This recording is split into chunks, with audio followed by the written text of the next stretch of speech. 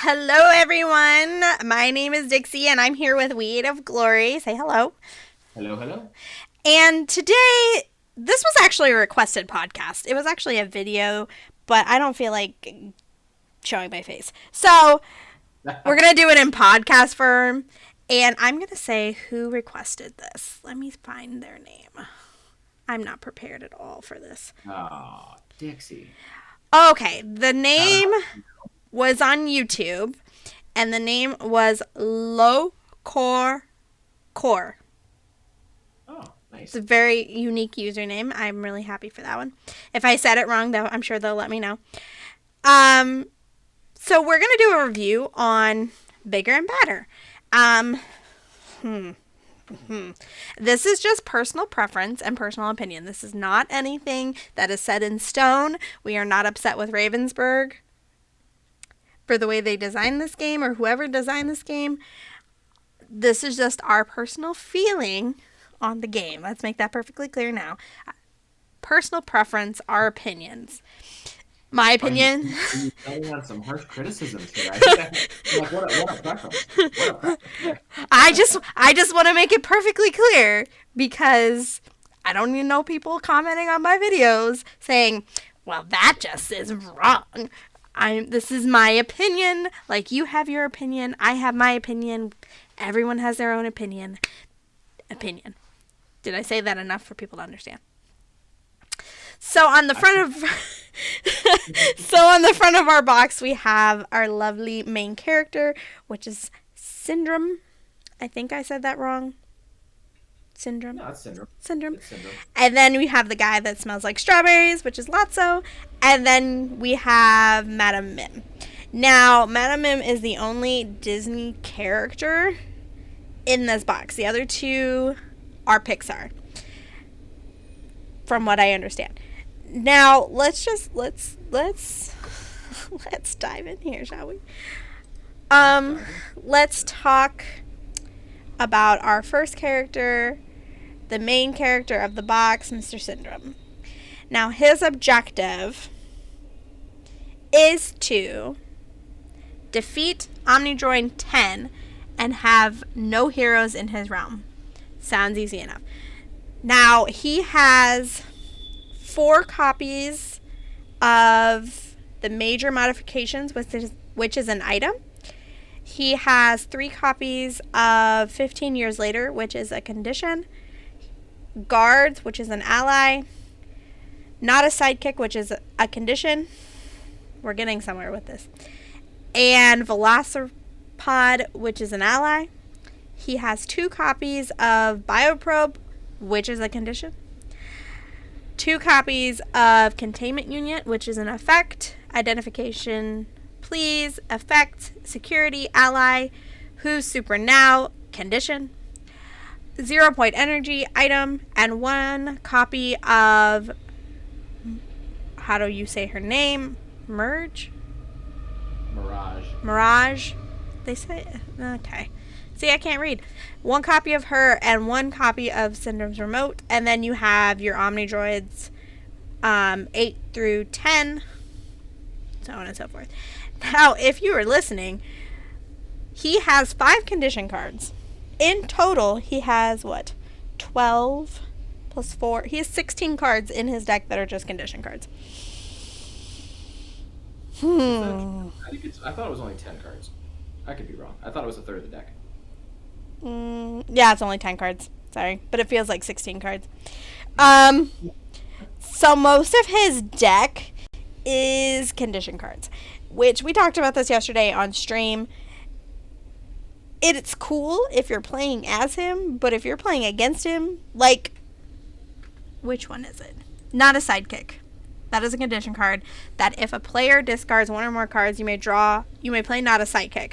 Draw cards from your villain deck equal to the number of cards discarded. So, that is not saying discard action. It's literally if they do any sort of discarding. Whether it's you play as Evil Queen, you use the magic tomes, you do the discarding from the magic tomes, you discarded 3. But then if you discard more cards, you totally he can play another copy and just grab another 4 cards or whatever. I don't like this card personally. I don't like the fact that most of his deck is condition cards. And to me, he is kind of confusing. The Omnidroids confuse me. Maybe it's just me and I haven't played him enough. But you've played him more. What do you think? So, yeah, I think he can be a fun character. He's definitely a puzzle to figure out. It's interesting now, and I don't know for those kind of joining us and everything. If you're not familiar with Villainous as a game, each character they kind of have each character has their own objective. So you're trying to achieve your objective while everyone else is trying to achieve theirs. So you have a deck of your own cards that you play that get you towards your objective, and then there's the Fate deck, which you can use to try to slow down your opponents, and your opponents use your Fate deck to slow you down. Um, so Syndrome, kind of looking at his, I like the way, and I think it's for all of these characters. I like the thematic um, way that everything kind of like lines up with their movies.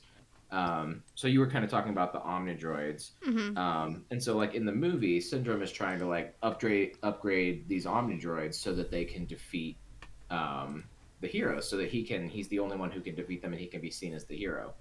Um, and so kind of like in the movie you have 3 different omnidroids that you have to use to defeat heroes, and then once you defeat heroes with the omnidroid version 8 and 9, you get to upgrade to the next one by removing from your realm the major modifications. You were kind of going through like the card list and everything, Mm-hmm. so you start with the first omnidroid, and then once that one vanquishes a hero, you play a major modification and remove that, and then you get to play the next one. And so it's kind of like a progression of him upgrading these Omni droids, and then he has to start um, because he ultimately wants to defeat this Omni droid that has in turn defeated all the heroes. So he has to have defeated the Omni droid version 10 with the remote, and then have no heroes in his realm. So that's his objective. So it can be a challenging one to get to, um, but still kind of like, and these are new for all of us who play it a lot, just because this is the most recent expansion, and it did just come out, so we're all still kind of learning like the strategies and everything. Um, but I think it's a pretty cool objective. A little bit one of the more challenging ones um, so far for me, but a lot of the ones that started out as challenging, you kind of figure out different ways to do. Um, and to kind of work around and things like that. So we're still kind of working through that. But I think I enjoy, um, and we'll get to all the other characters too. I think for me, I think I enjoy Madam Mim and then Syndrome and then Lotso, in that order for this box. Would probably right now be my preferred playing order. Um, but but yeah, so it's a fun objective. It's a fun thematic one. Um, it's a fun challenge to kind of piece through and everything. Mm-hmm. Um, but so how about you? What is your kind of preferred order of the 3? It's it's it's the same. I think going back to Syndrome, I think personally what puts him in the middle is the fact that he's very confusing for me.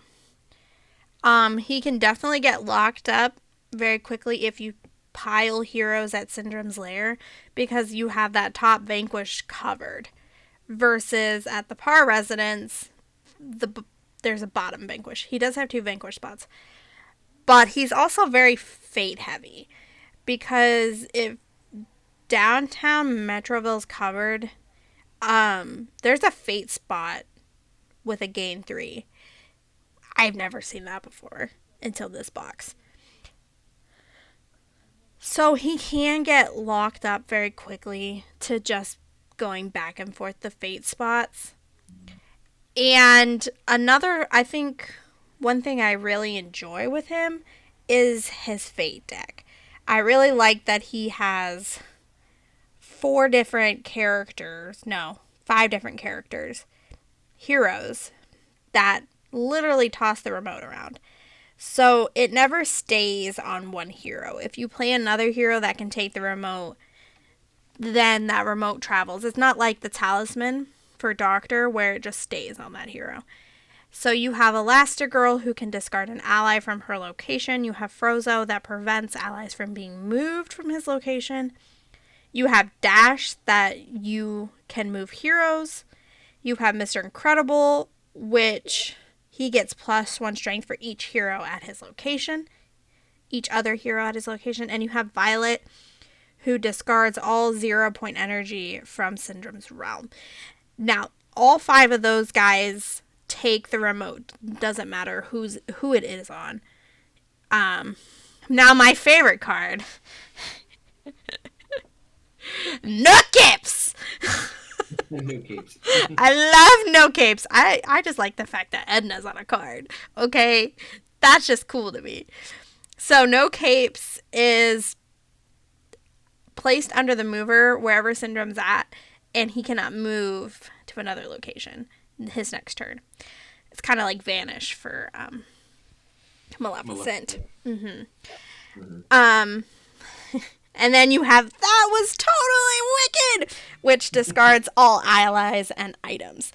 Another cool thing that I really like for him is the fact that he can pull heroes out with any card, whether it's 15 years later. And then he also has his lovely sidekick who can pull a hero out. And he has a lot of cards that will help you defeat heroes very quickly. Whether it's Bioprobe, which is a condition, Containment Unit, 0-point energy, anything like that.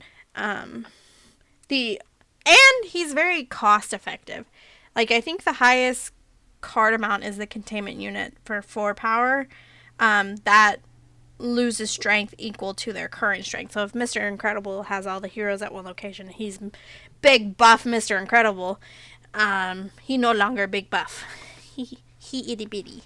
So, I think, I don't know. I have mixed feelings with him. I think the layout and the card work, is incredible. See that? I personally don't think that his entire deck should have been made out of fake cards, which his entire deck, not fake cards, condition cards. He can just ruffle through his cards so quickly.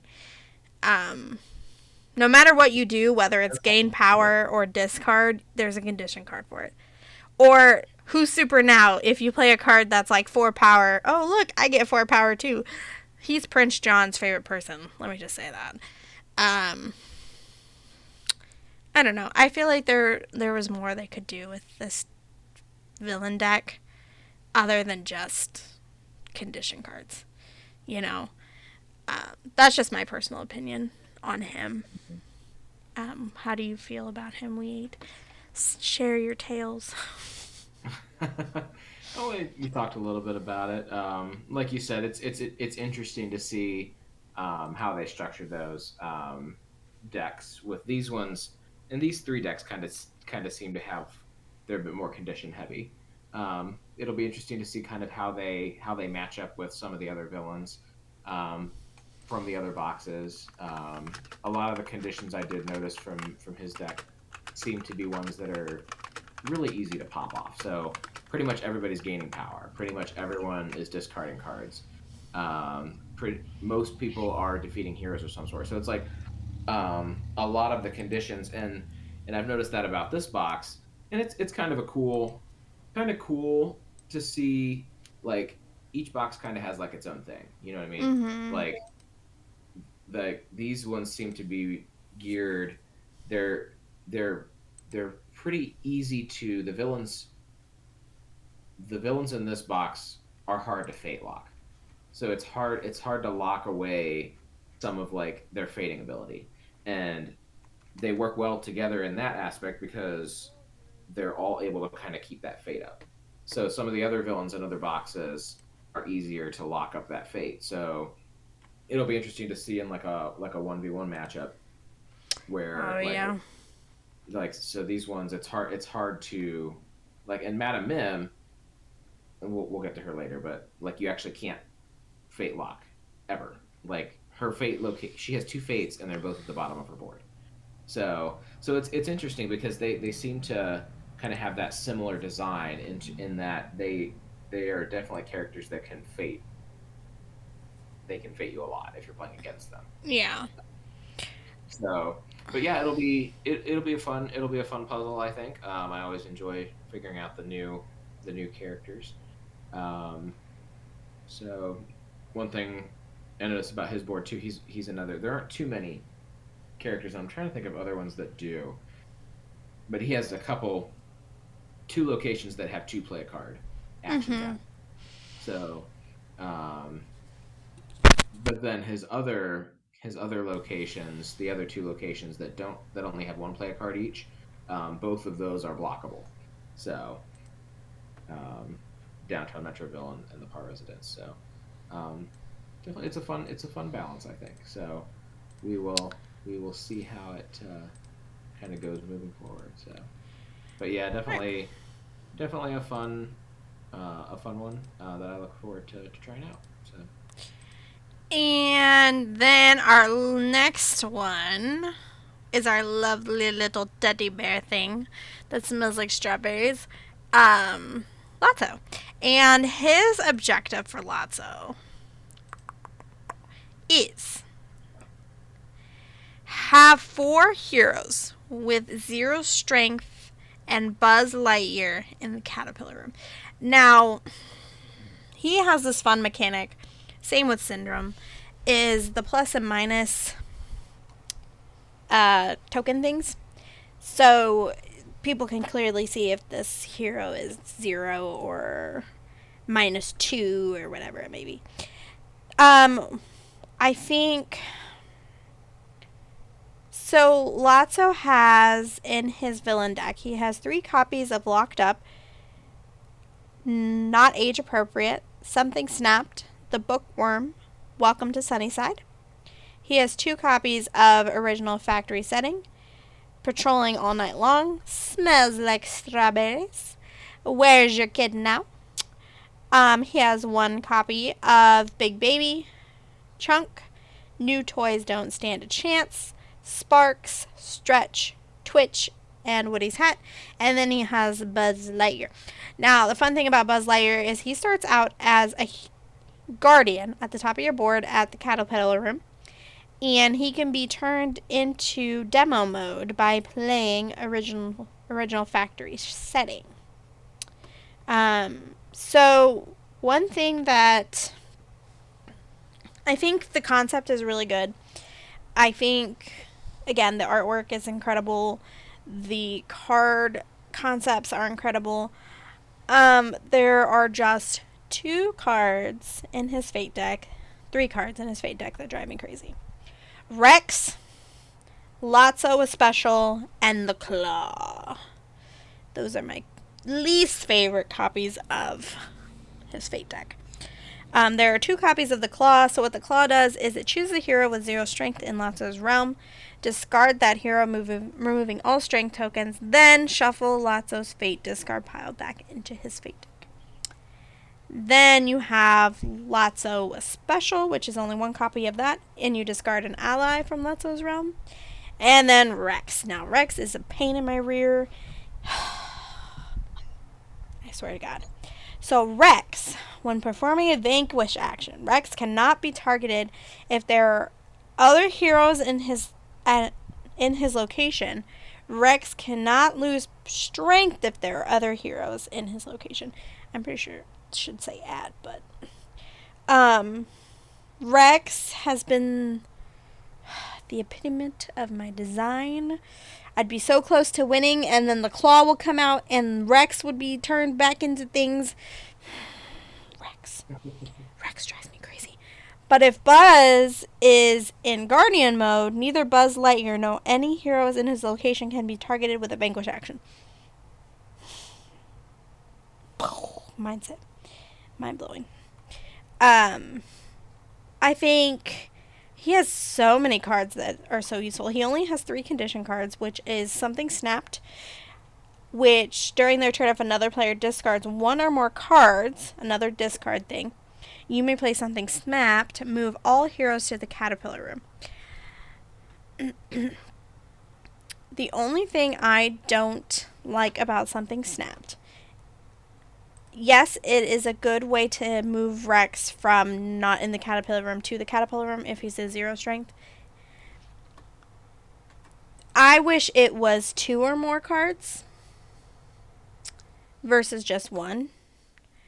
Um, The trigger for the condition, you mean? yeah. The I just personally think that 2 or more cards is easier to do, because if that's the case, then it should just say if a player takes a discard action or discards any number of cards. You know, I just he's not a start your turn villain, which seems to be more common as we further into more of the boxes. Um, I personally just think it should have been 2 or more cards, but it's a good card for those who are wanting to win with Lasso, and Rex is in your way.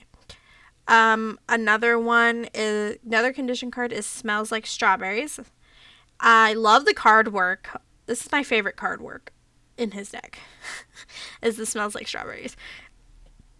And it says that during their turn, if another player takes a fate action, you may play Smells Like Strawberries, shuffle your discard pile back into your deck. That's really useful if Stretch has been discarded, or Big Baby has been discarded, or anything like that that is useful to you. And the last condition card that he has is Where's Your Kid Now? And this is if another player defeats a hero with a strength of 2 or more, you may play Where's Your Kid Now? And choose a hero at Latso's location to reduce their strength to 0. Another one that can be an instant win for Latso if he's at the right location. But I think he has a lot to work with once you understand his cards and what they do and everything. He doesn't have a lot of high cost cards. I think the highest one he has is the Bookworm, but that's just if Woody's out and he's at the full strength. But Rex is the epitome of my doom, and it stresses me out. I personally think there should have been more than 4 heroes in his Fate deck, because once Ham, Jesse, Woody, and Rex are out, then you have nothing but effect cards that, are just the epitome of your doom. So, opinions on Lotso, we ate. Yeah, another challenging character, I think. In that, I think we talked a little bit about this in our first podcast, just about how, especially for like Despicable Plots, we've seen kind of maybe like how some of the Fate decks can hit hard, where which has kind of like taken and lended itself towards some of these villains being the not a start your turn. So because it is sometimes a tougher objective to get to, and because the Fate decks can hit hard, I think that's kind of why they had more geared towards like once you reach your objective, then it's kind of like an instant win. So, but yeah, I think there's like you were saying with the fate cards, it would be nice to see an extra hero to maybe not have to have there's only those 4 heroes in his deck, so it's like you have to have all 4 of them plus Buzz Lightyear in the Caterpillar room to win. So it would have been nice to have that extra hero to kind of play with. But he does. It's interesting. He's only got the 1 Vanquish action, and that's kind of coverable up at the top. So he does kind of rely more on some of those other cards that reduce the cost of the heroes. And so yeah, I think that once I play him more, I'll be able to kind of get into maybe try to get a feel for like best ways to win. He seems like a character that you'll definitely need to get a kind of like a feel for how you want to set up. You're almost trying to like set yourself up for that play that can kind of do almost like a combo play to win. Um, because there's a lot of cards in that fate deck that can mess with you if you're not set up the right way. But that's like any of the villains, you know. So, um,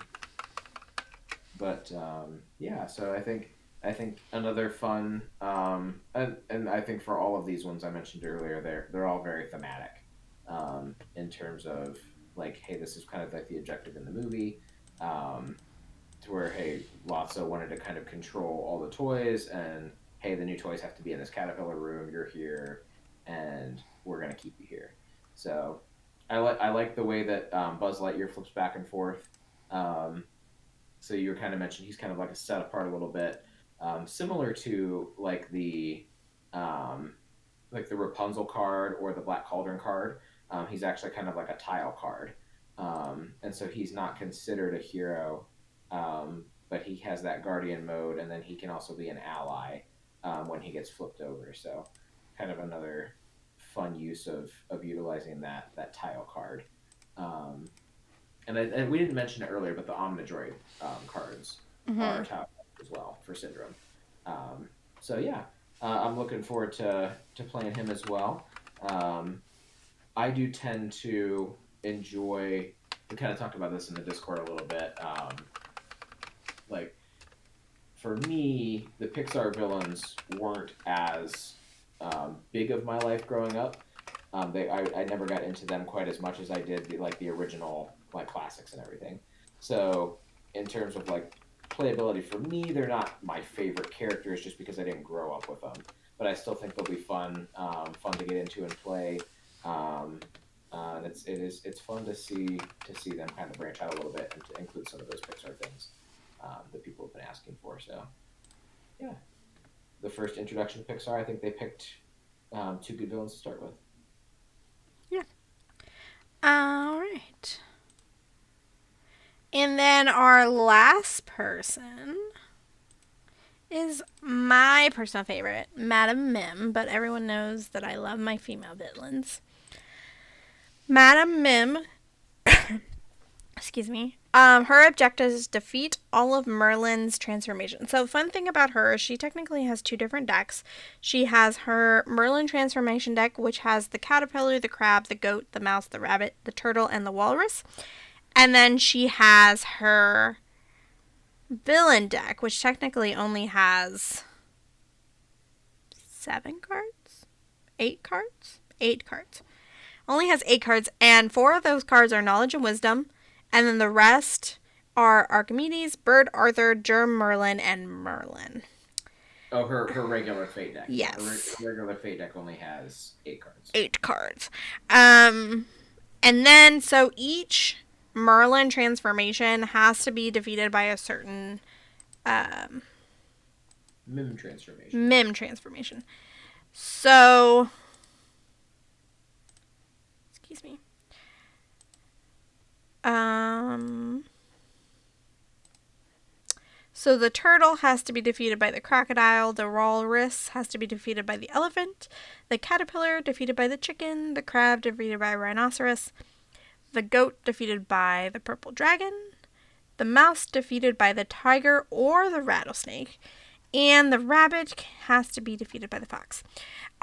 So you can have as many of these transformations out on the board. There are 7 in total, and um, every time you defeat one, you put another one down into the dueling ground.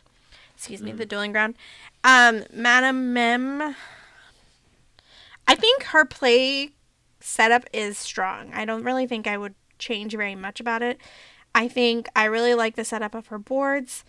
I personally would have just tweaked like the dueling ground. I would rather have had that discard action somewhere else and had a play a card action there. That's just my personal opinion. She can keep up with the fates, and I think her play, the way she plays, is going to compete very well with the previous boxes. Um, I play tested her against Lady Tremaine, and Lady Tremaine took the game, but Madame Mim was only needed to defeat like one more of the Merlin transformations, so she kept up very strongly. Um, she has one, two condition cards. She has Sporting Chance. There's 3 copies of those. So if a player takes a Vanquish action, she can choose any card from her discard pile and put it into your hand. And then she has Big as a House. If a player gains 2 or more power, Madame Mim gets to gain 2 power. So you get to gain some power based off of your lovely opponents. Um, but yeah, I think again the artwork is really good. I like the fact that each Mim transformation gives you a Vanquish action. Um, the only thing I would probably tweak is more. I would have kept the Fate deck still at 15 and the transformation deck keeping it at 7. Um, and I personally would have kept. I would have kept Merlin as a hero versus an effect. That's the only thing that I would change about her, because even just getting fated, what, 3 times you're reshuffling already, 4 times you're reshuffling already because you draw 2 cards. That's just my opinion, but overall, I think she's really fun to play. She's easy to understand, and her concept, I think, is really good too. So, we ate your opinion, my friend. My opinion. Your opinion. She's I really enjoy playing her. I love the original Sword of the Stone movie. Um, and I think it's a fun. Um she's not an overarching like villain in the film. But the part that she is in is really kind of like an iconic scene of her versus Merlin. And the game really emphasizes that, um, kind of plays along um, to the one the, like each transformation going against the particular Merlin transformation, and having to be used in a specific way because they're just both kind of trying to like one up each other. And they base like what they do next based on what the other one turns into and everything. So I think it's a really cool, thematically, um, and I, I like her board state's fun. Um, she has all 4 of her locations have 3 actions at the bottom, um, and like you were saying, with she doesn't have a vanquish action, but her transformations add the vanquish actions. Um, Everything up at the top, there's 1 action for 3 of the places, and no actions for the dueling ground. So, um, so yeah, it's fun. It's just like the other boards. You've only got a couple, um, like you are able to cover up like her play card options at the top, for a couple places, and then at the bottom there's 2 that can't be covered. But, um, yeah, really, I enjoy playing her. I enjoy. She kind of clicked with me, kind of like right off on like the best way to play her. I think, and Yeah. like you said, I think she matches up really well against some of like the originals, um, like Jafar, um, and Captain Hook, or, um, I think she can. Her deck is kind of set up to where um, she can go slower. She in terms of setting things up, or she can go fast. So I Mm-hmm. like she has both of those style of play abilities. Um, So, yeah, it's fun to see the, she does have the, we don't see this action very often. She's got the move a hero action, Yep. um, like the move a card, but it's got the little lightning bolt in there. So, one thing we didn't mention, for purposes of other villains conditions, and it specifies this in like the playing guide and everything, but her transformations are counted as her allies, even though the card type is different. And for the Merlin transformations, they're counted as the heroes for just in terms of, um, play when you're playing against her, your conditions will still work if it's targeted based on like the strength of an ally or the strength of a hero defeated. or things like that. So Right. um, yeah, really really cool. I enjoy. I think for her to slow her down a little bit, you don't want to let her get too deep into um, her transformations. You have to kind of like slow her up towards the beginning, because if she gets through 3 or 4 transformations real quick, there's only one Merlin card in the Fate deck, which Merlin lets you put an already defeated transformation back into the transformation pile. So it's you were talking kind of how like her Fate deck is a little short. I think that because she's got those heroes up at the top, that's why they leave it a little bit short, so that those effects that you need to kind of like slow her down a little bit, because she's always got that set that's it's a little harder to cover her actions. That's why they leave room um, for those fake cards to come up a little bit more often than they would otherwise. But yeah, so great design, I think. I'm looking forward to playing her and bringing her into tournaments and the league if we bring that back. So um, yeah, fun character. And so we both have the Target exclusive movers, which is Syndrome, and he doesn't look. He's not orange. He's like a silvery, kind of like a silvery color. So based on the Target exclusive box, which one is your favorite mover? Uh, of the three, Yeah. let's see. I like I do like Syndrome's mover.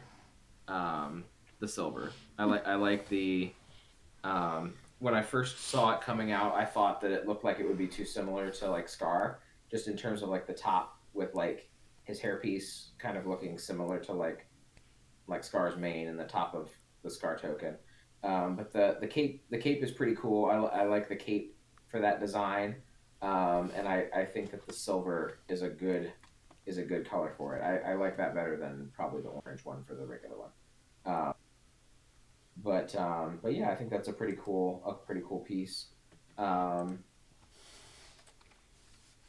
yeah, lots is kind of cool too. He's got like the speckled Yes. like, the strawberry thing too, which that's kind of cool. His is I my think his favorite. little colory type thing is resembled of like the top leaves of a strawberry. So he does his piece looks like a strawberry. So, but how about And you um said you I lots of piece. love Lotso, yeah. Um his is my favorite for sure.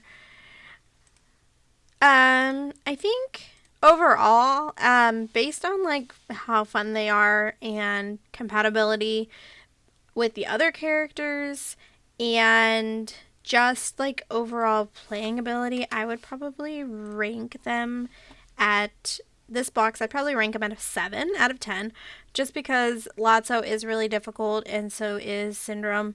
They're not as easy to pick up as Madame Mim is. So I think as I play these characters more and I get to know them more, I'm going to enjoy them more. But overall, right now, I'd probably rank them a 7 out of 10. Thoughts? Yeah, I enjoy the box. Like I kind of mentioned earlier. I do kind of have a bit more of a nostalgia for like the original Disney ones. So I do like the Pixar getting put in there. I'd probably be with you around maybe like a 7, 7.5 out of 10, maybe an 8. Um, but yeah, I like I always enjoy getting new expansions for Villainous.